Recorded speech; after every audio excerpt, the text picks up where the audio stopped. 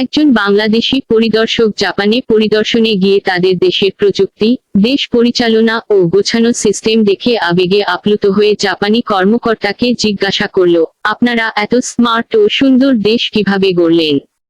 জাপানি কর্মকর্তা উত্তর দিলেন, আসলে আপনারা আমাদের থেকে বেশি স্মার্ট, এজন্য। বাংলাদেশী পরিদর্শক, আমরা বেশি স্মার্ট হলে তোমাদের দেশ ও সিস্টেম আমাদের দেশের থেকে স্মার্ট কিভাবে?